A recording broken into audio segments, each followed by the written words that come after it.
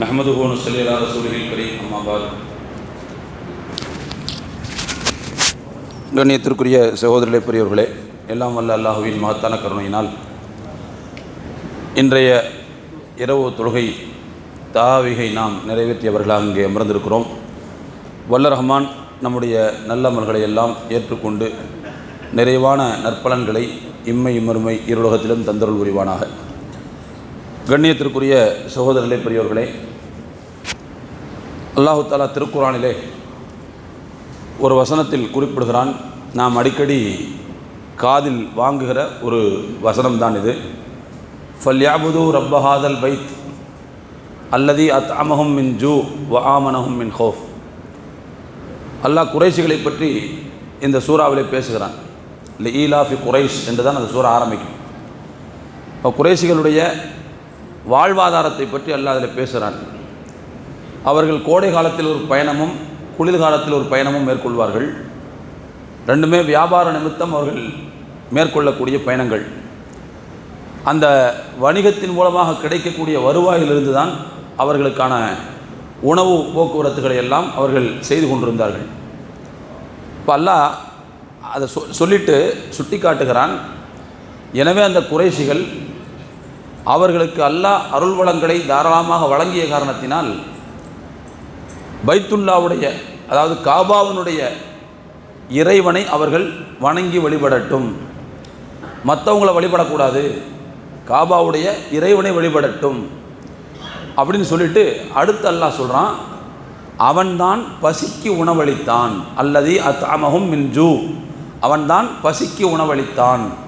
வ ஆமனஹும் மின் ஹௌஃப், அச்சமற்ற சூழ்நிலையை அல்லாஹ் ஏற்படுத்தினான் என்று சொல்கிறான். அல்லாஹு தஆலா ரெண்டு நியமத்தை இந்த இடத்துல சுட்டி காட்டுறான். ஒன்று அச்சம் அகன்று நிம்மதியான சூழல், அதை அல்லாஹ் உருவாக்கி கொடுத்தது. மற்றொன்று அவர்களுக்கு அல்லாஹ் பசிக்கு உணவளித்தது. நீங்கள் இந்த வசனம் இறங்குகிற காலகட்டத்தில் குறைஷிகளுடைய சூழ்நிலையை நீங்கள் யோசித்து பார்த்தீங்கன்னா தெரியும். அன்றைக்கு அரபு உலகம் பகைமை என்கின்ற அந்த சல்லடைகளால், அப்போ பகைமை என்கின்ற வாள்களால் சல்லடைகளைப் போல் கிழிக்கப்பட்டு கொண்டிருந்தன.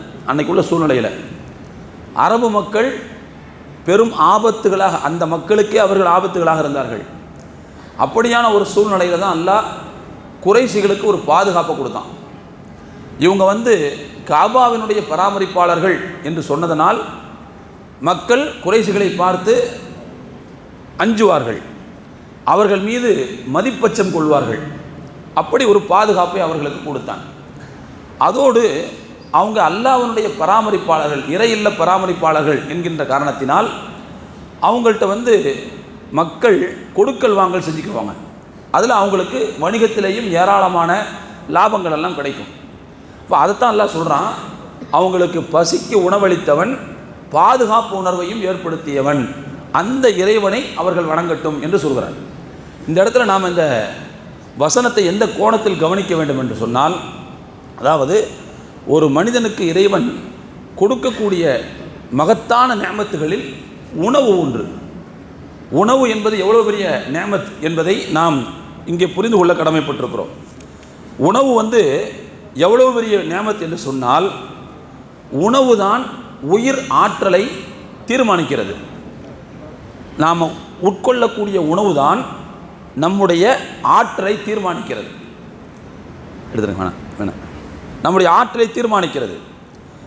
வழிபாடுகளை நிறைவேற்றுவதற்கான சக்தி, அதேபோல் குடும்பத்திற்காக உழைக்க, சமூகத்திற்காக உழைக்க, இது மாதிரியான சக்தியை அல்லாஹ் தஆலா உணவின் மூலமாகத்தான் மனிதனுக்கு கொடுக்குறான். அப்போது அந்த மனிதனுடைய சக்திக்கான சோர்ஸ் இருக்குது பாருங்கள். சோர்ஸ் எதுன்னு சொன்னால் உணவு தான். உணவு என்பது மார்க்கத்தினுடைய பார்வையில் மிக முக்கியமானது. உடல் நலத்தை பேணுவதிலும் உணவுக்கு முக்கியமான பங்கு இருக்கிறது. உடலில் நோய் எதிர்ப்பு சக்தியை உணவு மேம்படுத்துகிறது. நோய் எதிர்ப்பு சக்தி உடம்பில் இருந்தால் தான் நோய்களை தடுத்து நிறுத்த முடியும். அதை மேம்படுத்துவதில் உணவுக்கு முக்கியமான பங்கு இருக்கிறது. அதே மாதிரி உடல் உறுப்புகளை சமச்சீராக இயங்க வைப்பதற்கும் உணவு என்பது மிக முக்கியமான தேவையாக இருந்து கொண்டிருக்கிறது. சுருக்கமாக சொல்லப்போனால் ஆற்றலுடைய வலிமையினுடைய சோர்ஸாக இருக்கக்கூடிய உடல் வளர்ச்சி, அதே போல் நோய் எதிர்ப்பு சக்தி, செல்லுகள் ஏதாவது பழுதுபட்டால் அதை திரும்ப புதுப்பித்துக் கொள்வது, இந்த மாதிரியான வேலைகளை ஒரு மனிதன் எடுத்துக்கொள்ளக்கூடிய உணவு தான் செய்கிறது. அப்போது இந்த உடல் நீண்ட காலம் வாழ்வதற்கும், நோய் இல்லாமல் வாழ்வதற்கும், அதே போல் வலிமையோடு வாழ்வதற்கும், உழைப்பு பணிகளை செய்வதற்கும் உணவு என்பது இன்றியமையாத தேவை. அதனால் தான் நான் ஆரம்பத்தில் சொன்னேன், உணவு என்பது உயிர் ஆற்றல். புரிஞ்சுங்களா? அப்போது உணவனுடைய முக்கியத்துவம் இவ்வளவு இருக்குது. இன்றைக்கி உலகத்தில் பார்க்குறோம், ஐநா சபையினுடைய அறிக்கை சொல்லுது, 5 வயதுக்கு உட்பட்ட என்ன விஷயம் இது மதரசா தொழுவு வந்து அம்மா ஒரு 3 நாளாக வந்துட்டு இருக்காங்க. நாங்கள் பெரம்பூர்லேருந்து வரோம். ஆனால் வந்து அவங்க இங்கே வரக்கூடாது, அங்கே உட்காரக்கூடாது. இங்கே இருக்குமா ஆஃபீஸ்? இந்த பக்கம் இருக்கு.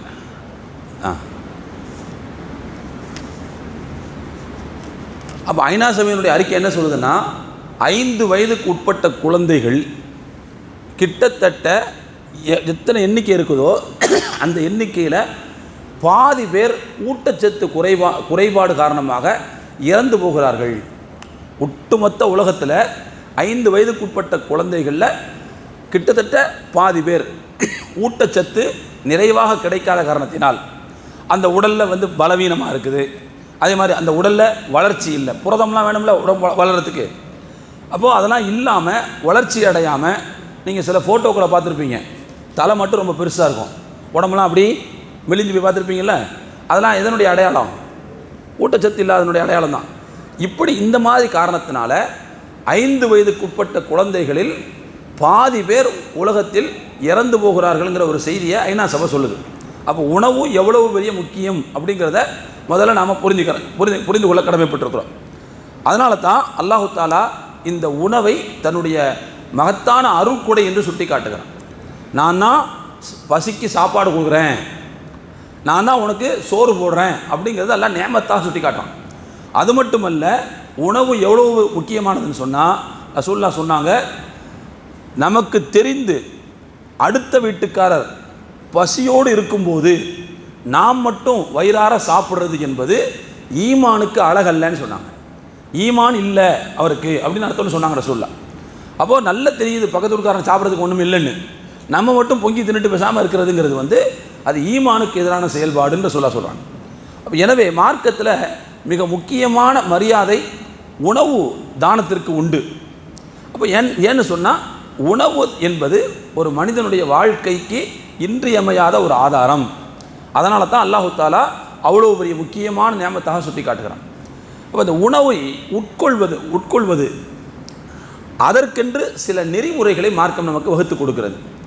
எப்பொழுது அந்த உணவு தான் நம்முடைய உடல் இயக்கத்திற்கு அடிப்படை, சக்திக்கு அடிப்படை, நோய் எதிர்ப்புக்கு அடிப்படை, நீண்ட காலம் வாழ்வதற்கு அடிப்படை என்று ஆகிவிட்டதோ, அப்போ அந்த உணவை சாப்பிட்றதுலையும் மார்க்கம் தன்னுடைய கருத்தை நமக்கு சொல்கிறது. இப்படி தான் சாப்பிடணும், இன்னென்ன மாதிரி நீங்கள் நடந்துக்கிறணும் என்று சில ஒழுங்குகளை நமக்கு சொல்லித் தருகிறது. அந்த வகையில் உணவு உட்கொள்ளுதல், அதே மாதிரி பானம் அருந்துதல், இதில் நாம் என்னென்ன ஒழுங்குகளை கடைபிடிக்க வேண்டும் அப்படின்னு பார்த்தீங்கன்னா, முதலாவது ஒழுங்கு என்னன்னு சொன்னால், உணவை தந்த இறைவனின் பெயரால் தான் உணவை சாப்பிட வேண்டும். அவன் தானே கொடுக்குறான். நாம் எவ்வளோ தான் கஷ்டப்பட்டாலும், எவ்வளோ தான் சிரமப்பட்டாலும், அது உணவு நம்முடைய வாய்க்குள்ளே போகிறதுக்கு அல்லாஹ்வுடைய உதவி இல்லைன்னா போக முடியுமா? கொஞ்சம் யோசிச்சு பாருங்கள். நம்ம சம்பாதிக்கிறோம் தான், இல்லைன்னு சொல்ல. ஆனால் சம்பாதிக்கக்கூடிய அந்த காசுக்கு உணவுப் பொருள் கிடைக்கணும்ல. உணவுப் பொருள் தட்டுப்பாடு வந்துச்சுன்னு வச்சுக்கோங்க, எப்படி வாங்க முடியும்? நம்மளே கூட என்ன செஞ்சுருக்கோம்னு சொன்னால், சில காலகட்டங்களில் 1 லிட்டர் பாலை 350 ரூபாய்க்கெலாம் வாங்கியிருக்கோம். ஞாபகம் இருக்கா உங்களுக்கு? 1 லிட்டர் பால் 350 ரூபாய்க்கு வாங்கினேன். உங்களுக்கு ஞாபகம் இருக்கா? எனக்கு ஞாபகம் இருக்குது. சென்னை வெள்ளத்தில் 2016 350 ரூபா 1 லிட்டர் பால் கொடுத்து வாங்கினோம். அப்போது சில நேரங்களில் காசு கொடுத்தாலும் கிடைக்காது. அல்லாஹ் தஆலா அப்படியான ஒரு சூழ்நிலை ஏற்படுத்திடுவான். அப்போ எனவே உணவுப் பொருள் நம்ம கைக்கு கிடைக்கிறதே ஒரு பெரிய நியமத். ரெண்டாவது, கிடைச்ச அந்த பொருள் இருக்குது பாருங்கள், அது வயிற்றுக்குள்ளே போய் அது செரிக்கப்பட்டு சத்தாக உறிஞ்சப்படுகின்ற வரைக்கும் நிறைய அல்லாஹ்வுடைய உதவி இல்லாமல் நடக்கவே நடக்காது. அந்த முதல்ல அந்த உணவை எடுக்கிறதுக்கு கைக்கு என்ன வேணும்? சக்தி வேணும். கை அதை தடுத்து பிடிக்கணும். அடுத்து வாய்க்குள்ளே போடணும். வாய் வந்து அது ஏந்தி கொள்ளக்கூடிய பாத்திரமாக இருக்கணும். இல்லைன்னு வச்சுக்கோங்க, சில பேருடைய வாய் வந்து திறந்த மாதிரியே இருக்கும். அவங்களாம் எப்படி சாப்பிடுவாங்க? அதுக்கு பிறகு உள்ளே அரைக்கணும், கூழாக்கணும், உள்ளே தள்ளணும், செரிமானம் வரணும். அதற்கு பிறகு அது ஆற்றல் பிரித்தெடுக்கப்பட வேண்டும். பிரித்தெடுக்கப்பட்டு அந்த ஆற்றல் எங்கெங்கே போகணுமோ அது அங்கே சர்க்குலேஷன் ஆகணும். அதுக்கு பிறகு கழிவு அதனுடைய இடம் வழியாக அது வெளியேற வேண்டும். இவ்வளவு நடந்தால் தான் அந்த உணவு என்பது நமக்கு உள்ளே ஆற்றலாக மாறும், நம்முடைய உடலை வளர்க்கக்கூடியதாக மாறும். அப்படின்னா உணவு தர்றதுங்கிறது அல்லாஹ்வுடைய எவ்வளோ பெரிய பரோபகாரங்கிறத கவனிக்கணும். அப்போ அதனால தான் உணவை தந்த இறைவனின் பெயரால் தான் உணவை உட்கொள்ள வேண்டும். இது முதலாவது ஒழுங்கு என்று நபிகள் நாயகம் ஸல்லல்லாஹு அலைஹி வஸல்லம் சொன்னார்கள். ஒரு தடவை ரசூலுல்லாஹ் ஒரு உணவு அவையில் உட்காந்துருக்குறாங்க. அதாவது அன்றைக்கெல்லாம் வந்து பார்த்தீங்கன்னு சொன்னால் சேர்ந்து உட்காந்து சாப்பிட்ற பழக்கம் இருந்துச்சு. ஒரு சகனில் ஒரு 4-5 பேர் மொத்தமாக உட்காந்து சாப்பிட்ற பழக்கம் அன்றைக்கி இருந்துச்சு. அப்படி சாப்பிடும்போது ரசூலுல்லாஹ்வுக்கு பக்கத்தில் அம்ர் பின் சலமா என்று சொல்லக்கூடிய ஒரு சின்ன பையன், அவர் சஹாபி தான், ஆனால் சின்ன பையன், அவரும் சேர்ந்து உட்கார்ந்து சாப்பிட்ற ஒரு சூழ்நிலை வந்துச்சு. அப்போ அந்த பையன் என்ன செஞ்சாருன்னு சொன்னால், சாதாரணமாக எப்படி சாப்பிட்ணும், நமக்கு முன்னாடி என்ன இருக்கோ அதை எடுத்து சாப்பிடணும். இந்த பையன் அப்படி இல்லை, இங்கேருந்து அங்கே கையை விடுறான், அங்கேருந்து இங்கே கையை விட்டார், இப்படி இருக்க ஆரம்பிச்சிட்டாப்புல. அது பார்க்கறதுக்கு நாகரிகமாக இல்லை. அப்போ ரசூலுல்லாஹ் என்ன செஞ்சாங்க, அவரை கூப்பிட்டு சொன்னாங்க, யா குலாம், பையன் அங்கே வா, முதல்ல சாப்பிட உட்காந்தா ஃபஸ்ட்டு என்ன செய்யணும்னா சம்மில்லாஹ, அல்லாஹ்வுடைய பேரை ஃபஸ்ட்டு சொல்லிக்க. அதுக்கு பிறகு குல் பி யமீனிக்க, வலக்கரத்தில் மட்டும் சாப்பிடு, 2 கையும் போட்டு குழப்பக்கூடாது, வலக்கரத்தால் மட்டும் சாப்பிடு. அடுத்து 3வது ஒக்குல் மிம்மா எலிக்க, உனக்கு பக்கத்தில் இருக்கிற இடத்துலேருந்து எடுத்து சாப்பிடு. இங்கேருந்து திடீர்னு அங்கிட்டு கையை விடக்கூடாது, அங்கேருந்து இங்கிட்டு கையை விடக்கூடாது. ஏன்னா அது அர்த்தவங்களுக்குள்ள இடம் அது, அப்போ புரிஞ்சுக்கலாம். அதனால் அங்கே விட்டால் அசிங்கமாக இருக்கும், நல்லா இருக்காது. அதனால் உனக்கு முன்னால் என்ன இருக்கிறதோ அதிலிருந்து எடுத்து சாப்பிடு என்று நபி ஸல்லல்லாஹு அலைஹி வஸல்லம் அவர்கள் அந்த சஹாபிக்கு, சிறு வயது சஹாபிக்கு வழிகாட்டினார்கள் என்று பார்க்கிறோம். அதில் முதலாவது அல்லாஹ்வை நினைவு கூர்ந்து அவனுடைய பெயரை சொல்லி உண்ண வேண்டும் என்று நபி ஸல்லல்லாஹு அலைஹி வஸல்லம் சொன்னார்கள். சரி, அப்படி பேர் சொல்கிறதுக்கு மறந்து போச்சு, என்ன செய்யணும்? எப்போ ஞாபகம் வருதோ அப்போ உடனே சொல்லிடணும். நபி ஸல்லல்லாஹு அலைஹி வஸல்லம் சொன்னாங்க, அப்படி உங்களை ஒருத்தர் மறந்து விட்டால் ஞாபகம் வரும்போது நீங்கள் சொல்ல வேண்டும். அப்போ எப்படி சொல்லணும்னா, ஃபல்யகுல் பிஸ்மில்லாஹி ஃபி அவ்வலிஹி வாஹிரிஹி, ஆரம்பத்திலும் அல்லாஹ்வின் பெயரே, இறுதியிலும் அல்லாஹ்வின் பெயரே, அதை கொண்டு தான் நான் சாப்பிட்றேன் என்று நீங்கள் நினைவு வந்தவுடன் சொல்லிவிடுங்கள். ஏன் வந்து அல்லாஹ்வுடைய பெயரை சொல்லி சாப்பிடணும் என்றால், அல்லாஹ்வின் பெயர் சொல்லி உண்ணப்படாத உணவு என்பது அதில் சைத்தான் பங்குக்கு வந்துடுறான். அது நம்ம சாப்பிட்ட மாதிரி தான், நம்ம தான் சாப்பிட்றோம், ஆனால் சாப்பிட்ட உணர்வு திருப்தியே நமக்கு வராது, சாப்பிட்ட அந்த பயன் நமக்கு கிடைக்கவே கிடைக்காது. ஏன்னா அந்த உணவை தனக்கான உணவாக சைத்தான் ஹலாலாக்கி கொள்கிறான். நபிகள் நாயகம் ஸல்லல்லாஹு அலைஹி வஸல்லம் அவர்கள் இந்த செய்தியை சொன்னார்கள். ஒரு தடவை சஹாபாக்கள் ஹுதைஃபா ரலியல்லாஹு அன்ஹு சொல்கிறாங்க, ரசூலுல்லாவோடு நாங்கள் கூட்டாக சேர்ந்து சில நேரங்களில் சாப்பிடுவோம். அப்படி எங்கேயாவது சாப்பிட போனோம்னா ரசூலுல்லாஹ் தங்களுடைய கையை உணவு தட்டில் வைப்பதற்கு முன்பு நாங்கள் யாரும் வைக்க மாட்டோம், அவங்க தான் முதல்ல வைப்பாங்க. அதுக்கு பிறகு தான் என்ன செய்வாங்க மற்றவங்க, நாங்கள்லாம் வைப்போம். அப்படி ஒரு அவையில் நாங்கள் உட்கார்ந்துருக்குறோம், ரசூலுல்லாஹ் இன்னும் கையை வைக்கலை. அதுக்குள்ளே ஒரு பொட்டை பிள்ளை, ஒரு பொம்பளை பிள்ளை, சின்ன பிள்ளை வேகமாக யாரோ துரத்தி விட்ட மாதிரி அங்கேருந்து ஓடி வந்துச்சு. வந்து அந்த தட்டில் போய் எதோ எடுக்க போச்சு. ரசூலுல்லாஹ் அப்படி கையை பிடிச்சிட்டாங்க, கையை போய் பிடிச்சிட்டாங்க. அதே மாதிரி அடுத்து இன்னொரு கிராமவாசி வந்தார், அவரும் யாரோ துரத்தி விட்டதை போல் வேகமாக ஓடி வந்தவர், அவர் தட்டில் போய் எதோ எடுக்க போனார். ரசூலுல்லாஹ் இன்னொரு கையால் அவரையும் பிடிச்சிட்டாங்க. ரசூலுல்லாஹ் சொன்னாங்க, சைத்தான் இந்த உணவை தனக்குரியதாக ஆக்கிக் கொள்வதற்காக இந்த பிள்ளையும் அனுப்பி வச்சுருக்கான், இந்த கிராமவாசியும் அனுப்பி வச்சுருக்கான். இவங்க 2 பேரும் எடுத்திருந்தாங்கன்னா அந்த உணவு யாருக்கு போய் சேர்ந்துருக்கும்? சைத்தானுக்கு போய் சேர்ந்துருக்கும். ரசூலுல்லாஹ் சொன்னாங்க, இப்பொழுது என்னுடைய கையில் இந்த சிறுமியினுடைய கையும் இந்த கிராமவாசியினுடைய கையோடும் சேர்த்து சைத்தானுடைய கையும் என் கையில் இருக்குதுன்னு நாங்கள் சொல்லலாம். சைத்தான் கையும் சேர்த்து நான் பிடிச்சி வச்சுருக்கேன் அப்படின்னு சொல்லிட்டு அதுக்கு பிறகு அவங்க பிஸ்மில்லா சொல்லி உணவை உண்ண ஆரம்பித்தார்கள். அப்போ தான் ரசூலுல்லாஹ் சொன்னாங்க, அல்லாஹ்வின் பெயர் சொல்லி உண்ணப்படாத உணவை சைத்தான் தனக்குரியதாக ஆக்கி விடுகிறான். அதனால தான் வீட்டுக்குள்ளே போகும்போது பிஸ்மில்லா சொல்லணுமா. எங்கேயாவது வெளியே போய்ட்டு வரோம், வீடு பூட்டி இருக்குது, நம்ம திறந்து உள்ளே போகிறோம், போன உடனே என்ன செய்யணும், ஃபஸ்ட்டு பிஸ்மில்லான்னு சொல்லி தான் திறக்கணும். உள்ளே போனோடனே சலாம் சொல்லணும். நம்ம திறந்து உள்ளே போகும்போது பிஸ்மில்லான்னு சொல்லிட்டோம்னா ஷைத்தான் சொல்கிறானா, இன்றைக்கி நமக்கு இங்கே தங்குறதுக்கு இடம் கிடையாது, அக்காமடேஷனுக்கு நமக்கு இங்கே கிடையாதுங்க, ஏன்னா பிஸ்மில்லா சொல்லிட்டார், எனவே நமக்கு இல்லைங்கிறானா. அதே மாதிரி சாப்பிடும்போது அவங்க பிஸ்மில்லான்னு சொல்லிட்டாங்கன்னா இங்கே நமக்கு ஃபுட்டும் கிடையாது அப்படின்னு ஷைத்தான் சொல்லிடுறான். அப்போ எனவே உண்ணும்போது அல்லாவின் பெயர் சொல்லி சாப்பிட்றது என்பது மிக முக்கியமான ஒரு ஒழுங்குமுறை என்பதை நாம் முதலாவது புரிந்து கொள்கிறோம். அடுத்து ரெண்டாவது, வலக்கையால் தான் உண்ண வேண்டும், வலக்கையால் தான் அருந்த வேண்டும். பொதுவாக ரசூலுல்லாவுக்கு ஒரு பழக்கம் இருக்குதுங்க, நல்ல காரியங்களுக்கு வலப்பக்கத்தை முற்படுத்துவார்கள், அசூசையான அருவருப்பான காரியங்களுக்கு இடக்கையை பயன்படுத்துவார்கள். புரிஞ்சுங்களா? சாப்பிட்றது அருந்துறது எல்லாம் நல்ல காரியமா இல்லை அசூசையான காரியமா? அப்போ நல்ல காரியமாக இருந்தால் அருவருப்பான விஷயத்தை பயன்படுத்துகிற அந்த கையை என்ன செய்யக்கூடாது, அதுக்கு பயன்படுத்தக்கூடாதுங்கிறது தான் நியாயம், நாகரிகம். அப்போ ரசூல்லா என்ன செய்வாங்கன்னு சொன்னால் வலக்கையால் தான் சாப்பிட வேண்டும் என்று தெளிவாக சொல்வார்கள். ரசூல்லாவுடைய அவையில் ஒருத்தர் இடக்கையால் ஏதோ ஒன்று எடுத்து குடிச்சிக்கிட்டு இருந்தார். ரசூல்லா சொன்னாங்க, எப்பா வலக்கையால் சாப்பிடுப்பா, வலக்கையால் குடிப்பா அப்படின்னாங்க. என்னால் முடியாது அப்படின்னு இருந்தாள், என்னால் முடியாதுன்னு சொன்னார். அவர் சொன்ன தோரணை எப்படி இருந்துச்சுன்னு சொன்னால், இந்த ஹதீஸ் அறிவிக்கக்கூடிய சஹாபி சொல்கிறாங்க, அவர் கர்வத்தோடு சொன்னார், கர்வத்தோடு சொன்னார் என்னால் முடியாது அப்படின்ட்டு. ரசூல்லா சொன்னாங்க, ஒன்னால் முடியாமலேயே போகட்டுமாகன்ட்டாங்க. அதுக்கு பிறகு அந்த வலக்கையால் அவரால் ஒன்றுமே செய்ய முடியாதான், இடக்கையால் தான் அல்ல அவரை செய்ய வச்சுட்டான் என்று அந்த ஹதீஸ் நிறைவடைகிறது. அப்போது என்ன அப்படின்னு சொன்னால், வலக்கை தான் நல்ல காரியங்களுக்கு முற்படுத்தப்பட வேண்டும், வலக்கையால் தான் உண்ண வேண்டும். சில பேருக்கு இடக்கை பழக்கம் இருக்கும். இடக்கை பழக்கம் உள்ளவர்கள் என்ன செய்ய முடியும், வேறு வழி இல்லை. அவர் லெஃப்ட் ஹேண்டட் பேட்ஸ்மேன் தான், அங்கே அடித்தா தான் 6 பறக்கும், அவர் வலக்கையால் அடித்தா பறக்காது. அவர் வலக்கையால் அவரால் சாப்பிடவே முடியாது, அதுக்கு அது ஒத்துழைக்காது. எழுதும் போதும் அவருக்கு என்ன, இந்த கையால் எழுதினா தான் அவருக்கு அது வலக்கையாக இருக்கும், அப்படி தான் எழுத முடியும். அப்போ இப்படி இடக்கை பழக்கம் உள்ளவராக இருப்பாரே ஆனால் அவருக்கு மட்டும் விதிவிலக்கு இருக்குது. ஏன்னா அவருடைய சூழலை கவனித்து அல்லாஹ் அதற்கு அனுமதி கொடுக்குறான். ஆனால் வலக்கை பழக்கம் உள்ளவர்கள் அவங்க இடக்கையால் இந்த மாதிரி நல்ல காரியங்களை செய்கிறது என்பது அது மார்க்கத்தில் தவிர்க்கப்பட வேண்டிய மிக முக்கியமான விஷயம்.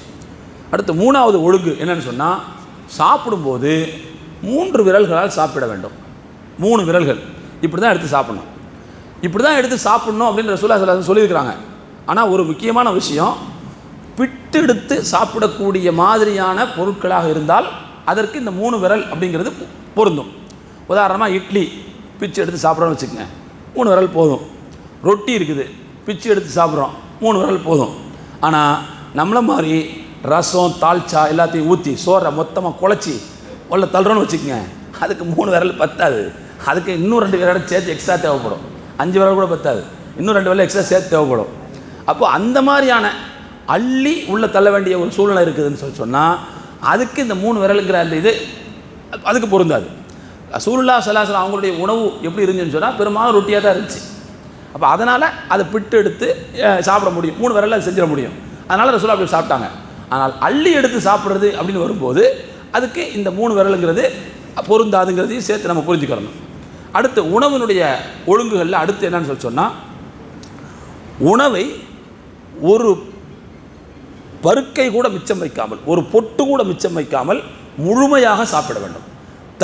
தட்டையும் வழித்து சாப்பிட வேண்டும், நம்முடைய விரல்களையும் வழித்து சூப்பி சாப்பிட வேண்டும், கொஞ்சம் கூட மிச்சம் வைக்கக்கூடாது. அதுக்கு காரணம் ரசூலுல்லாஹ் சொல்கிறாங்க, உணவின் எந்த பகுதியில் பரக்கத்து இருக்கும் என்பது நமக்கு தெரியாது.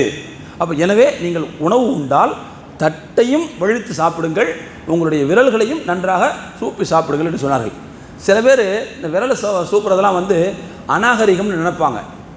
அநாகரிகம் அப்படிங்கிறது அல்லாஹ் ரசூல் சொல்லி தந்துட்டாங்கன்னா அதெல்லாம் அநாகரிகம் கிடையாது, அதுதான் நாகரிகமான பழக்கம். அந்த முடிவுக்கு நாம் வந்துடணும். சில பேர் இருக்கிறாங்க, வீட்டில் இருக்கும்போது நல்ல அந்த சுண்ணத்தை ஃபாலோ பண்ணி சாப்பிடுவாங்க. ஹோட்டல் மாதிரி பொது இடங்களுக்கு போனால் அவங்களுக்கு கொஞ்சம் வெக்க உணர்வு வந்துடும். அந்த இடத்துல என்ன செஞ்சுருவாங்கன்னா இதை ஃபாலோ பண்ண மாட்டாங்க, வச்சுட்டு வந்துடுவாங்க. நான் என்ன சொல்கிறேன், அந்த மாதிரி இடங்களில் தான் என்ன செய்யணும், ஃபாலோ பண்ணணும். ஏனென்றால் ரசூலுல்லாஹ் காரணத்தை சொல்லியிருக்காங்க. காரணத்தை சொல்லும்போது காரணம் என்பது உண்மையான காரணம். சொல்ல காரணம் என்ன சொன்னாங்க? உணவின் எந்த பகுதியில் பரக்கத் இருக்கிறது என்று நமக்கு தெரியாது.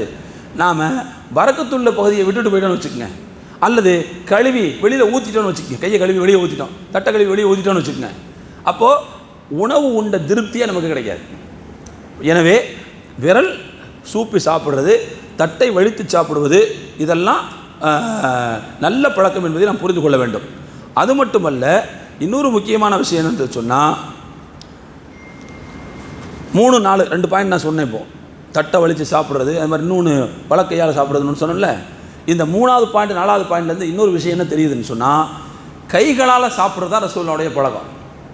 ஸ்பூனால் சாப்பிட்றதோ கரண்டியால் சாப்பிட்றதோ ரசூலுடைய பழக்கம் இல்லை அப்படிங்கிறதும் தெரிய வருது. ஆனால் இன்றைக்கும் சில பேர் ஸ்பூனால் சாப்பிட்றது, இந்த முள்கரண்டியால் சாப்பிட்றது, கத்தியால் வெட்டி திங்கிறது, இதெல்லாம் நாகரிகம்னு நினச்சிட்டு உட்காந்துருக்குறாங்க. சில பேர் இருக்கிறாங்க, ஹோட்டலுக்கு போய் உட்காந்த உடனே அந்த அதெல்லாம் கொண்டு வாங்கன்னு சொல்லுவாங்க. வெட்டவும் தெரியாது, குத்தவும் தெரியாது, எடுத்து இந்தமாக பார்த்து அறுத்துக்கிட்டே உட்காந்துருப்பாங்க. பார்த்தா இங்கிட்டு வடியும். எதுக்கு தேவையில்லாத வேலை? நமக்கு எல்லாம் அழகான கையை கொடுத்துருக்குறான், கையில் சாப்பிட்டு போயிட வேண்டியது தானே. புரிஞ்சுங்களா? கையில் சாப்பிட்றது சிறந்ததா, கையில் சாப்பிட்றது தூய்மையானதா, ஸ்பூனில் சாப்பிட்றது தூய்மையானதான்னு பார்த்தா கைகளில் சாப்பிட்றது தான் தூய்மையானது. ஏன்னா ஸ்பூனுங்கிறது எல்லார் வாய்க்குள்ளேயும் போயிட்டு வரும். ஆனால் என் கை, என் வாய், என் மனைவி வாய், என் பிள்ளைங்க வாயை தவிர வேறு யார்ட்டையும் போகாது. எல்லாருக்கும் எடுத்து நான் ஊட்ட மாட்டேன்ல, என் வாய்க்குள்ளே மட்டும் தானே என் கை போகும்.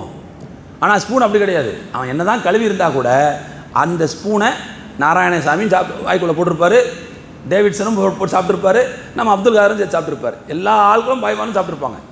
அப்போ சுத்தம்னு எடுத்துக்கிட்டோம்னா என்னை தான் கழுவுனால் கூட நம்ம கை தான் ரொம்ப சுத்தமானது அப்படிங்கிறத புரிஞ்சுக்கணும். அதுதான் நாகரிகம். நபி ஸல்லல்லாஹு அலைஹி வஸல்லம் அவர்கள் அந்த பழக்கத்தை கடைபிடித்திருக்கிறார்கள்ங்கிறதா இந்த செய்தி நமக்கு சுட்டி காட்டுகிறது. இது ஒன்றுங்க. அடுத்து என்னன்னு சொன்னால், உணவினுடைய ஒழுங்குகளில் சாப்பிடும்போது கீழே சிதறி விழக்கூடிய பொருட்களை எடுத்து அதை சுத்தம் செய்து சாப்பிட வேண்டும். அதனால தான் ஏதாவது உணவு விரித்து விட்டு அதுக்கு பிறகு சாப்பிட்றது ரசூலுல்லாஹி ஸல்லல்லாஹு அலைஹி வஸல்லம் பழக்கமாக இருந்துச்சு. கீழே விழுந்த சாப்பிட நம்ம ஏற்கனவே சொல்லிட்டோம், உணவின் எந்த பகுதியில் பரக்கத் இருக்கும் என்பது தெரியாது அப்படின்னா ஒரு கால் நம்முடைய கையை விட்டு தவறக்கூடிய அந்த பகுதிகள் கூட இருந்திருக்கலாம்ல.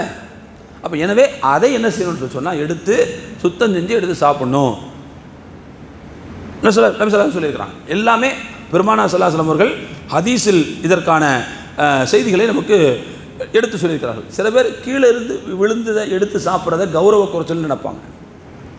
நமக்கு என்ன அப்படியா எல்லாம் இல்லாமல் வச்சுட்டான், கீழே கிடக்கிறத போய் எடுத்து சாப்பிடணுமா அப்படின்னு சில பேர் நினைப்பாங்க. நோக்கம் எதுன்னு ரசூலுல்லாஹ் சொல்லிட்டாங்க தெளிவாக. நோக்கம் என்னென்னா உணவின் எந்த பகுதியில் பரக்கத் இருக்கும்னு தெரியாது, அவ்வளோதான். இதுதான் காரணம்னு சொன்னால் அப்போ கீழே விழுந்தாலும் அதை சுத்தம் செஞ்சு எடுத்து சாப்பிட்றது தான் யதார்த்தமான விஷயம். அதையும் சேர்த்து நம்ம புரிஞ்சுக்கணும். அடுத்த உணவினுடைய ஒழுங்கு என்ன அப்படின்னு சொன்னால், சாப்பிடும்போது தனிக்காட்டு ராஜாவாக உட்காந்து திங்கக்கூடாது, தனியாக உட்காந்து சாப்பிடக்கூடாது. பிள்ளைகளோட வீட்டுக்காரங்களோட உட்காந்து மொத்தமாக உட்காந்து சாப்பிடணும். அந்த மொத்தமாக அப்படிங்கிறதுல தனித்தட்டி தட்டில் இல்லாமல் மொத்தமாக ஒரே தட்டில் கூட உட்காந்து சாப்பிட்றது இன்னும் ரொம்ப நல்லது. அப்படியான ஒரு பழக்கத்தை நபி ஸல்லல்லாஹு அலைஹி வஸல்லம் அவர்கள் அதிகமாக நமக்கு அவங்க பரிந்துரைக்கிறார்கள். அப்படி சாப்பிடுங்கன்னு சொல்கிறாங்க. சஹாபாக்களில் நபி ஸல்லல்லாஹு அலைஹி வஸல்லம் அவங்க சஹாபாக்கள் ஒரு தடவை ரசூலுல்லாஹ் கேட்குறாங்க, யார் ரசூலுல்லாஹ், சில நேரங்களில் நாங்கள் சாப்பிட்றோம், ஆனால் சாப்பிட்ட மாதிரி திருப்தியே இல்லை எங்களுக்கு, நாங்கள் என்ன பண்ணுறது? சாப்பிட்டோம் ஆனால் சாப்பிட்ட திருப்தியே இல்லை, என்ன பண்ணுறது? அப்புறம் ரசூலுல்லாஹ் ஸல்லல்லாஹு அலைஹி வஸல்லம் சொன்னாங்க, நீங்கள் சொல்கிறத பார்த்தா நீங்கள் எல்லாம் தனித்தனியாக உட்காந்து சாப்பிடுவீங்க போல தெரியுது அப்படின்னாங்க ரசூலுல்லாஹ். ஒரு அல்லக்கும் தஃப்தரிக்கூன், நீங்கள் எல்லாம் தனித்தனியாக உட்காந்து சாப்பிடுவீங்க போல தெரியுது அப்படின்னாங்க. உடனே சஹாபாக்கள் ஆமாம் ஆமாம் ஆமாம் நாங்கள் தனித்தனியாக உட்காந்து சாப்பிட்றோம் அப்படின்னாங்க. அப்படி சாப்பிடாதீங்க, மாறாக நீங்கள் எப்படி சாப்பிடணும்னா ஃபஜ்தமிஉ அலா தஆமிக்கும், உங்களுடைய உணவுப் பொருளை மொத்தமாக வைத்துக்கொண்டு அனைவருமாக உட்காந்து சாப்பிடுங்க. 2-3 பேரா 4-5 பேரா உட்காந்து சேர்ந்து சாப்பிடுங்க. அப்படி சாப்பிடும்போது நீங்கள் அல்லாஹ்வுடைய பெயரை சொல்லிக் கொள்ளுங்கள், அந்த உணவில் உங்களுக்கு அருள் வளம் வழங்கப்படும் என்று சொன்னார்கள். நீ நல்லா கவனித்து பாருங்களேன், இது ஒரு சைக்காலஜி தான். இது சைக்காலஜி தான். என்ன அப்படின்னா, தனித்தனியாக உட்காந்து சாப்பிட்றோன்னு வச்சுங்களேன், அதில் வயிறு நிறைஞ்சால் மட்டும்தான் நிறைவு வரும். ஆனால் அதே சாப்பாடை மொத்தமாக ஒரு பேசனில் தட்டி அல்லது ஒரு பெரிய சகனில் தட்டி எல்லோரும் உட்காந்து சாப்பிட்டா என்னதான் இருந்தாலும் ஒரு மூமின் அடுத்தவங்களுடைய தேவைக்கு தான் முன்னுரிமை கொடுப்பார். அவர் அள்ளி சாப்பிட்றதை விட அடுத்தவங்க சாப்பிட்டோன்னு சொல்லி தான் தள்ளி இங்கே எடுத்துங்க நீங்கள் எடுத்துங்கன்னு கொடுப்பார். நீங்கள் எடுத்துங்கன்னு கொடுக்கும்போது அந்த உணர்வே அவருக்கு சாப்பிட்ட திருப்தியை கொடுத்துடும். அப்போ ரசூலுல்லாஹ் பரக்கத்துன்னு சொல்கிறாங்கன்னா இதுதான் அர்த்தம். அதுக்கு தனித்தனியாக உட்காந்து சாப்பிட்ற அதே சாப்பாட்டை மொத்தமாக சேர்த்து வச்சு சாப்பிடும்போது அடுத்தவங்களுடைய தேவைக்கு முன்னுரிமை கொடுப்பாங்க. நீங்கள் இப்போ கூட பார்க்கலாமே, சேர்ந்து உட்காந்து சாப்பிடும்போது நம்ம நம்ம நம்ம பக்கத்தில் எடுத்து நம்ம அடுத்தவங்களுக்கு வைப்போம், பார்த்துருக்கீங்களா? அப்படி வைக்கும்போது நம்ம அடுத்தவங்களுக்கு கொடுத்து அதில் திருப்தி, வயிறு நிறைஞ்சிடும், மனசும் நிறைஞ்சிடும், வயிறு நிறைஞ்சிடும். ரசூலுல்லாஹ் அதைத்தான் சொல்ல வர்றாங்க இந்த இடத்துல. நீங்கள் சேர்ந்து உட்கார்ந்து சாப்பிடுவதில் உங்களுக்கு பரக்கத்து இருக்கிறது என்று பெருமானார் ஸல்லல்லாஹு அலைஹி வஸல்லம் அவர்கள் சொல்கிறார்கள். இதில் நாம் கவனிக்க வேண்டிய செய்தி என்னன்னு சொன்னால், இந்த மனநிறைவைத்தான் அருள் வளம் என்று நபி ஸல்லல்லாஹு அலைஹி வஸல்லம் அவர்கள் சொல்கிறார்கள். சரி, அதே மாதிரி உணவு உட்கொள்வதனுடைய இன்னொரு ஒழுங்கு என்னன்னு சொன்னால், உணவு பாத்திரத்தில் மூச்சு விடக்கூடாது. உதாரணமாக ஒரு தண்ணி அருந்துகிறோம், ஒரு கிளாஸில் தண்ணி குடிக்கிறோம் அப்படின்னு சொன்னால், நாம் எந்த பாத்திரத்தில் தண்ணீரை வைத்திருக்கிறோமோ அந்த பாத்திரத்தில் மூச்சு விடக்கூடாது. பொதுவாக தண்ணீர் அருந்தும்போது டாக்டர்ஸ் என்ன சொல்கிறாங்க அப்படின்னா, உமிழ் நீரோடு சேர்த்து தான் தண்ணி குடிக்கணுமா, உமிழ் நீரோடு சேர்த்து. அப்போ தான் அது என்ன செய்யும்னு சொன்னால் சீக்கிரமாக செரிமானம் ஆகுங்கிறாங்க. தண்ணீரும் செரிமானம் ஆக வேண்டும். அப்போது அது உமிழ் நீரோடு சேரும்போது தான் அது சீக்கிரமாக செரிமானமாக ஆகிறது. அதனால் என்ன செய்யணும்னு சொன்னால், ஒன்றுக்கு பல முறை எடுத்து தான் குடிக்க வேண்டும். நாளைக்கு பாட்டிலெலாம் வச்சு குடிக்கிறோம். எப்படி குடிக்கிறோன்னா, இப்படி ஊற்றினா போதும், லபக்கல் போயிடுது மொத்தமாக. ஒரு பாட்டில் மொத்தமாக காலியாகிடுது. அப்படி குடிக்கக்கூடாது. ஏன்னா அந்த தண்ணி என்ன செய்யுதுன்னு சொன்னால், உமிழ் நீருடன் சேராமல் அப்படியே தொண்டைக்குழியில் உளுந்து உள்ளுக்குள்ளே ஓடிடுது. மாறாக அப்படி செய்யக்கூடாதான். அது என்ன செய்யணும்னா, வாய் நிரம்புற அளவுக்கு ஊற்றி அதை வாய்க்குள்ளே ஒரு தடவை அலசி அப்படி தான் முழுங்கணும். அப்படிதான் ஒரு ஹோமியோபதி டாக்டர் எனக்கு அட்வைஸ் பண்ணது தான் இது. அப்போது உணவு தண்ணீரை பொறுத்த வரைக்கும் அப்படி அருந்துவது தான் முறை. அப்போ எனவே ஒரே அடியாக அருந்தும் போது தான் அதில் மூச்சு விடக்கூடிய தன்மையெல்லாம் வரும். நபி ஸல்லல்லாஹு அலைஹி வஸல்லம் சொல்கிறாங்க, நீங்கள் எந்த பாத்திரத்தில் நீர் அருந்துகிறீர்களோ அதே பாத்திரத்தில் மூச்சு விடாதீர்கள்னு சொல்கிறாங்க. மூச்சு விடுறது மட்டுமல்ல, ஊதுறதும் அப்படி தான். சில பேர் பார்த்துப்பீங்களா, சூடாக பொருள் இருக்கும், உடனே எடுத்து உள்ளுக்குள்ளே லபக்கன் போடணுங்கிறதுக்காண்டி அதை கையில் எடுத்து தூக்கி போடுவாங்க. சில சமயக்காரங்க இருக்கிறாங்க, கறி வெந்துருச்சா அப்படின்னு பார்க்குறதுக்கு என்ன செய்வாங்கன்னா, எடுத்து இப்படி பார்த்துட்டு ஊதி வாய்க்கு இப்படி போடுவாங்க, பார்த்துருக்கீங்களா? ஊதி சாப்பிடக்கூடாது. ஊதுறதுங்கிறதும் அது மூச்சு விடுறதுனுடைய இன்னொரு வகை தான். என்ன தான் இருந்தாலும் நம்முடைய மூச்சு என்பது, நான் ஏற்கனவே சொல்லியிருக்கிறேன், அது கார்பன் டை ஆக்சைடு தான். அது அப்படி தானே, கரியமில வாயு தானே அது. அப்போ அதை நீங்கள் இது பண்ணும்போது அந்த பொருள் நச்சாக மாறுகிறது, மாசாக மாறுகிறது. அதைத்தான் நம்ம குடிக்க வேண்டியது வருது, அதைத்தான் சாப்பிட வேண்டியது வருது. அல்லாஹ் ரசூல் ஒரு விஷயத்தை நமக்கு சொல்கிறாங்கன்னா அதுக்கு பின்னால் எவ்வளோ பெரிய உடல் நல சிந்தனை இருக்குதுங்கிறத நம்ம கவனிக்கணும். சரி, அதே மாதிரி அதாவது பாத்திரத்தில் மூச்சு விடக்கூடாது, அதே மாதிரி ஊதி ஒரு பொருளை சாப்பிடக்கூடாது.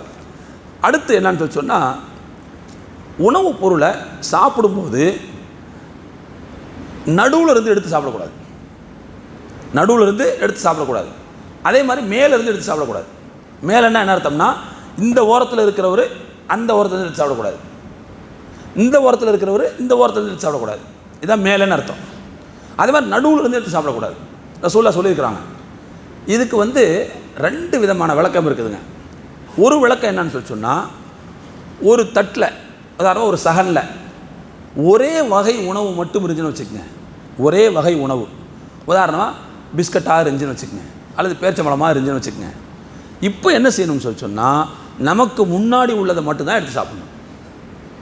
ஏன்னா முழுக்க அதுதானே இருக்குது.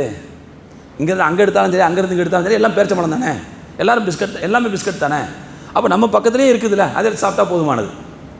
ஆனால் அதே தட்டில் ஒன்றுக்கு மேற்பட்ட வெரைட்டிஸ் இருந்துச்சுன்னு வச்சுக்கோங்க. இப்போ உதாரணமாக சாப்பாடும் இருக்குது, டிஷ்ஷும் இருக்குது, 2-3 டிஷ்ஷு இருக்குது சேர்ந்து. அப்போ 2 டிஷ்ஷு 3 டிஷ் இருந்துச்சுன்னா அங்கே தான் கொட்டி வைப்பாங்க. அந்த மாதிரி இருந்துச்சுன்னு சொன்னால் அதை எடுப்பதற்கு இங்கே இருக்கிறவர் அங்கே கை வைக்கலாம், அங்கே இருக்கிறவர் இங்கே கை வைக்கலாம். அது தப்பு கிடையாது. புரிஞ்சுங்களா? சகனில் ஏதாவது ஒரு இடத்துல தானே வைக்க முடியும். சில வீடுகளை பார்த்துருப்பீங்க, சால்னாவை நடுவு ஊற்றி விட்ருவாங்க, பொரிச்ச கறி அதை ஒரு ஓரத்தில் வைப்பாங்க, வெங்காய பச்சடி அதை ஒரு ஓரத்தில் வைப்பாங்க, வேறு ஏதாவது இருந்தால் அதை இன்னொரு ஓரத்தில் வைப்பாங்க. அப்படி தான் வைக்க முடியும். அப்போது அந்த தட்டுக்கு உள்ள சாப்பிடக்கூடிய பொருள் ஒன்றுக்கு மேற்பட்ட வெரைட்டி வந்துருச்சு. ஒன்றுக்கு மேற்பட்ட வெரைட்டி இருந்துன்னு சொன்னாலே அப்போ எல்லாரும் எல்லாத்தையும் எடுக்கணும்ல. அப்போது இங்கே இருக்கிறவர் அதை எடுத்துக்கிறலாம், அங்கே இருக்கிறவர் இது எடுத்துக்கிறலாம், அது தப்பு இல்லை. ஒரே வகை உணவு மட்டும் இருக்கும்போது மட்டும்தான் பக்கத்தில் உள்ளது எடுத்து சாப்பிடணுங்கிற நாகரிகத்தை கடைபிடிக்கணும்.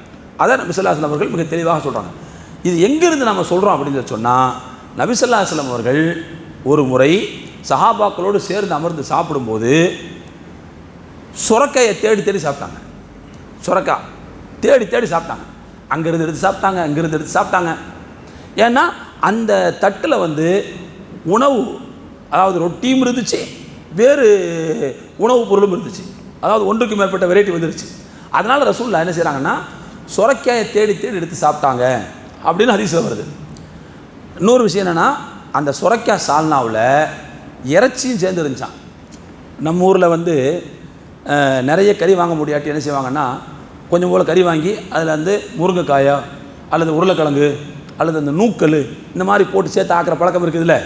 அப்போ இதே மாதிரி அங்கே வந்து கறியோடு சேர்த்து சுரக்காயை போட்டு ஆக்குவாங்க போல தெரியுது. அப்படி சுரைக்காயை சேர்த்து ஆக்கினதுனால ரசூலுல்லாஹ் என்ன செய்கிறாங்கன்னா, அந்த சுரைக்காயாக தேடி தேடி தேடி தேடி சாப்பிட்டாங்க. அதுக்கு என்ன அர்த்தம்னா, கறியை அடுத்தவங்களுக்கு விட்டு கொடுக்கணும்னு அர்த்தம். கறியை அடுத்தவங்க சாப்பிடட்டும், நம்ம சுரைக்காய் எடுத்து சாப்பிட்டுக்குருவோம் அப்படிங்கிற அந்த ஒரு கண்ணோட்டமும் அதில் இருக்குதுங்கிறத சேர்த்து புரிஞ்சுக்கணும். மொத்தத்தில் ரசூலுல்லாஹ் தேடி தேடி சாப்பிட்டாங்க. தேடி தேடி சாப்பிட்டாங்கனாலே என்ன அர்த்தம்னா, அவங்களுடைய கை அங்கே போயிருக்கும், இங்கே போயிருக்கும். அப்போ எனவே ஒன்றுக்கும் மேற்பட்ட உணவு வகை இருந்துன்னு சொன்னால் அதில் இந்த மாதிரி செய்கிறதுல தப்பில்லை அப்படிங்கிறத நபி ஸல்லல்லாஹு அலைஹி வஸல்லம் அவர்கள் இந்த நடைமுறையின் மூலமாக நமக்கு சுட்டி காட்டுகிறார்கள். அதே மாதிரி அடுத்த உணவு ஒழுங்குமுறை என்னன்னு சொன்னால், நின்று கொண்டு அருந்துவதோ சாப்பிடுவதோ கூடவே கூடாது. ஹாஸ்டலில் படிக்கிற பசங்க இருப்பாங்க. ஹாஸ்டலில் கிளாஸுக்கு போகிற அவசரத்தில் போய் ரொட்டியை வாங்கி இப்படி மடிச்சிடுவாங்க. ரொட்டியை இப்படி மடிச்சுக்கிட்டு இப்படி கிளாஸுக்கு போகிற வகையில் கழிச்சுட்டே போயிடுவாங்க. இப்படிலாம் நடக்கும். ஆனால் அப்படி செய்யக்கூடாது, தப்பு அது. புரிஞ்சுங்களா? உணவுப் பொருளை பொறுத்த மட்டும் அமர்ந்து தான் சாப்பிடணும். பானத்தை நின்று கொண்டு அருந்துவதே தவறு. அப்போது உணவை நின்று கொண்டு சாப்பிட்றது ரொம்ப ரொம்ப தப்பு. இன்றைக்கெல்லாம் வந்து இதெல்லாம் ஃபாலோ பண்ணுறதுலாம் முடியவே முடியாத ஒரு கட்டமாக ஆக்கி கொண்டு வச்சுட்டாங்க. கையேந்தி பவன்லலாம் மனுஷன் வந்து எங்கே போய் சீட்டை தேடுறது? உட்கார்றதுக்கு வாய்ப்பே கிடையாது. நின்று தான் சாப்பிட்டாகணும். நீயே வேலை செஞ்சுக்க அப்படிங்கிற மாதிரி கடைகள்லாம் இருக்குல்ல. அந்த மாதிரி கடைகளில் வேறு என்ன வழி இருக்குது? அப்போ நம்ம வந்து அந்த இடத்துல உணவு ஒழுங்குகளை பேணணும்னு சொன்னால், ஒன்று வாங்கிட்டு வந்து வீட்டில் வச்சு சாப்பிட்டுக்கணும், அல்லது வேறு கடையை போய் பார்த்து சாப்பிட்டுக்கணும். அப்படி தான் செய்ய முடியுமே தவிர நாங்கள் நின்றுட்டு சாப்பிடக்கூடிய அந்த அநாகரிகத்தை செய்ய முடியாது. அதே மாதிரி அடுத்துங்க உணவுனுடைய ஒழுங்குமுறையில் அடுத்து என்னன்னு சொன்னால், உணவு அது அதிகமாக உண்ணக்கூடாது. அதாவது தேவைக்கு அதிகமாக உண்ணக்கூடாது. அதில் ஒரு நடுநிலை வேண்டும். நபி ஸல்லல்லாஹு அலைஹி வஸல்லம் சொன்னாங்க, ஒரு மூமினுக்கு அவருடைய முதுகுத்தண்டை நிமிர்த்தக்கூடிய அளவுக்கு, நல்லா கவனிக்கணும், முதுகுத்தண்டை நிமிர்த்தக்கூடிய அளவுக்கு சில கவளங்கள் உணவே போதுமானது. நம்மளில் சில பேர் முதுகுத்தண்டை நிமிர்த்தத்துக்கு இல்லை, நெஞ்ச நிமிர்த்தத்துக்கு தான் சாப்பிட்றோம். சாப்பிட்டு முடித்தவொடனே பார்த்தீங்கன்னா இப்படி நிற்கும். ருக்குவுக்கு போகிறதே கஷ்டமாக இருக்கும். சில பேர் பார்த்துருப்பீங்க, ருக்குவில் போய்கிட்டு இது பண்ணுவாங்க தெரியுமா? இந்த ஃபஜ்ர் நேரத்தில் பார்த்தீங்கன்னா சஹரில் வந்து சால்னா ஊற்றி ஒரு தடவை, ரசம் ஊற்றி ஒரு தடவை, அதே மாதிரி தயிர் பால் பழம்லாம் போட்டு அது ஒரு தடவை, அதுக்கு மேலே டீ, அதுக்கு மேலே ஸ்வீட் எதாக இருந்தால் எல்லாத்தையும் போட்டு நிரப்பி மொத்தமாக வச்சு சம்மட்டி வச்சு குத்திட்டு இங்கே வந்து உட்கார் பார்த்தீங்கன்னா அப்படியே திணறுவாங்க. புரிஞ்சுங்களா? அது வந்து முதுகுத்தண்டை நிமிர்த்துறதுக்கு அல்ல, நெஞ்ச நிமிர்த்துறதுக்கான சாப்பாடு அது. அதுக்கு மேலே ஒரு பிட்டு கூட உள்ள நுழையாது. ரசூலுல்லாஹ் சொல்கிறாங்க, அப்படி சாப்பிடணும் அவசியம் இல்லை. இன்னும் சொல்ல போனால் தேவைக்கு அதிகமாக சாப்பிட்றது ஒரு வகையில் வீண், இஸ்ராஃப். அது எப்படி இஸ்ராஃப்னு சொன்னால், ஒரு மனிதனுக்கு எவ்வளவு சக்தி வேண்டுமோ அவ்வளவு சக்தியைத்தான் அந்த உணவிலிருந்து உடல் உறிஞ்சி எடுத்துக்கொள்ளும். அதற்கு மேற்பட்ட சக்தி கிடச்சிச்சின்னு சொன்னால் அது வந்து கழிவில் தான் போய் சேரும். முறப்பிரகாரம் அந்த சக்தி யாருக்கு போய் சேரணும்னா, இந்த ஊட்டச்சத்து குறைபாடுகளால் செத்து போகுதுன்னு சொன்ன பாருங்கள், அவங்களுக்கு போய் சேர வேண்டியது. அவங்களுக்கு போய் கிடைக்காம இந்த ஆட்கள் இஷ்டத்துக்கு நிறைய சாப்பிட்டுட்டு அதுக்குள்ளே கழிவுல தட்டிக்கிட்டு உட்காந்துருக்காங்க. ஆனால் ரசூலுல்லாஹ் சொல்கிறாங்க, நீங்கள் அளவோடு சாப்பிடுங்க அப்படின்னு சொல்லிட்டு ரசூலுல்லாஹ் அதுக்கு ஒரு நடைமுறையும் சொல்கிறாங்க. நீங்கள் அதிகமாக சாப்பிட வேண்டும் என்று விரும்பினால் வேணால் இப்படி சாப்பிட்டுக்குங்க. 1/3 பகுதி இறைப்பையில் 1/3 பகுதியை உணவுக்காகவும், இன்னொரு 1/3 பகுதியை நீருக்காகவும், இன்னொரு மூன்றில் ஒரு பகுதியை மூச்சு விடுறதுக்காக விட்டுக்குங்க அப்படின்னு இதுதான் இவ்வளோ தான் சாப்பிட முடியும்னு சொன்னாங்க. அப்போ எனவே உணவை இந்த அளவுக்கு தான் சாப்பிட்ணுங்கிறது ரொம்ப முக்கியமான ஒன்று. இன்னொரு ஹதீஸில் ரசூலுல்லாஹ் சொல்கிறாங்க, ஒரு மூமினை பொறுத்தவரை ஒரு குடலில் தான் சாப்பிடுவார், ஆனால் நான் முஸ்லீமோ 7 குடல்களில் சாப்பிடுவார்னு சொன்னாங்க. 7 குடல்களில் சாப்பிடுவார். இங்கேயும் மன நிறைவு தான் முக்கியங்க. என்ன அப்படின்னா, ஒரு மூமின் அடுத்தவங்களோட உட்காந்து சாப்பிடும்போது கொஞ்சம் சாப்பிட்டு அடுத்தவங்களுக்கு கொடுக்குறதுலே திருப்தி அடைஞ்சிடுவார். ஆனால் இந்த திருப்தியை இந்த பக்குவம் இல்லாத நான் முஸ்லீம்கிட்ட பார்க்க முடியாது. அவன் பார்த்தீங்கன்னு சொன்னால் முதல்ல எடுத்த உடனேயே 2 தட்டை கொண்டு வந்து கொட்டுன்னு தான் சொல்லுவான். கல்யாணத்தில் பார்த்துருக்கீங்களா? கல்யாணத்தில் நம்ம ஆட்கள் பிரியாணிக்கு பக்கமே போகிறதில்ல, எல்லாம் வெள்ளச்சோறுக்கு தான் போய் உட்காந்துருக்கும். அப்படியே பிரியாணியில் உட்காந்தா கூட கொஞ்சம் போல் வாங்கி சாப்பிட்டுட்டு இருப்பாங்க. நம்ம ஒரு தட்டு, அந்த வச்ச தட்டு கூட காலியாகாது. பக்கத்தில் யாராவது நான் முஸ்லீம் உட்காந்து பார்த்தா, பாய் பீஸ் இருந்தால் போடுங்க பாய் அப்படிமா, இன்னொரு தட்டு இருந்தால் போடுங்க பாய் அப்படிமா. அது என்னன்னு தெரியல, அது சாப்பிட்ணுங்கிற அந்த எண்ணம் வந்துடுது அவங்களுக்கு. புரிஞ்சுங்களா? அப்போது ரசூலுல்லாஹ் சொல்கிறாங்க, ஒரு மூமின் ஒரு குடலில் உண்பார், ஆனால் மூமின் அல்லாதவரோ நான் முஸ்லீமோ 7 குடல்களில் உண்பார் என்று நபி ஸல்லல்லாஹு அலைஹி வஸல்லம் சொன்னாங்க. இதை ரசூலுல்லாஹ் சொல்லும்போது அவங்க பரிச்சயப்பட்டு தான் சொன்னாங்க. அப்போ எனவே ஒரு மூமின் தேவைக்கு அதிகமாக உண்பது என்பது ஈமானுக்கு அழகல்ல அப்படிங்கிறதையும் சேர்த்து நாம் இங்கே புரிந்து கொள்ள கடமைப்பட்டிருக்கிறோம். கடைசியில் உணவினுடைய ஒழுங்குகளில் இறுதி என்ன அப்படின்னு சொன்னால், தோழர்களே, உணவை தந்த இறைவனுடைய பெயரால் ஆரம்பித்தமா இல்லையா, அவனுக்கு நன்றி செலுத்தி முடிக்கணும். இது உணவினுடைய ஒழுங்குகளில் இறுதி. நபி ஸல்லல்லாஹு அலைஹி வஸல்லம் சொன்னாங்க, ஒருவர் உணவை உட்கொள்கிறார், உட்கொண்டு முடித்ததற்கு பிறகு அவர் அல்லாஹ்வுக்கு நன்றி செலுத்துகிறார். எப்படி நன்றி செலுத்துகிறார்? அல்ஹம்துலில்லாஹில்லதி அத்அமனி ஹாதா வ ரஸகனிஹி மின் கைரி ஹவுலின் மின்னி வலா குவா. இறைவா, அதாவது எனக்கு இந்த உணவை தந்து பசியாற்றிய அல்லாஹ்வுக்கே எல்லா புகழும். இந்த உணவை நான் பெற்றதில் என்னுடைய யுக்தியும் கிடையாது, என்னுடைய சக்தியும் கிடையாது. நானா திறம்பட இதை சம்பாதிச்சிட்டேன்னா கடன் கிடையாது, நானா என்னுடைய வலிமையை பயன்படுத்தி இதை வாங்கிட்டானா அதுவும் கிடையாது. முழுக்க முழுக்க அல்லாஹ்வினுடைய உதவியின் மூலமாக, அல்லாஹ்வினுடைய ஆற்றலின் மூலமாகத்தான் இதை என்னால் சாப்பிட முடிஞ்சிச்சு. அப்படிப்பட்ட அல்லாஹ்வுக்கு எல்லா புகழும் என்று ஒருவர் சொல்வாரேயானால், ரசூலுல்லாஹ் சொன்னாங்க, அவருடைய முன்பின் பாவங்கள் மன்னிக்கப்படும். நாங்கள் சொன்னாங்க, முன்பின் பாவங்கள் எவ்வளோ பெரிய நன்மை பாருங்கள். சாப்பாடு வயிறு நிறையுதுங்க, வயிறை நிறைத்த இறைவனுக்கு ஒரு நன்றி செலுத்தும் போது அல்லாஹ் முன்பின் பாவங்களை மன்னிக்கிறான். ஆக அருமையான தோழர்களை, இதுவெல்லாம் உணவினுடைய ஒழுங்குகள் என்று நபிகள் நாயகம் ஸல்லல்லாஹு அலைஹி வஸல்லம் சொன்னார்கள். உணவு அதை சாதாரணமாக நம்ம பார்க்கக்கூடாது, அதுதான் நம்முடைய ஆற்றலின் மூலம் என்று முடிவானதற்கு பிறகு அதை நாம் இப்படிப்பட்ட ஒழுங்குகளை பேணி உண்ணும்போது தான் அது என்ன செய்யும் சொன்னால் இபாதத்துகளாக, சமூக செயல்பாடுகளாக, சமூக நன்மைகளாக மாறும். அப்படிங்கிறத நாம் புரிந்து கொள்ள கடமைப்பட்டிருக்கிறோம். எல்லாம் வல்ல இறைவன் நம்முடைய இந்த பழக்க வழக்கங்களை நாம் தெரிந்து கொண்டதனுடைய அடிப்படையில் தொடர்ந்து கடைபிடிப்பதற்கு வல்ல ரஹ்மான் அருள் பாலிக்க வேண்டும் என்று துஆ செய்தவனாக என்னுடைய உரையை நிறைவு செய்கிறேன். வாஹிரு தஅவானா அல்ஹம்துலில்லாஹி ரப்பில் ஆலமீன்.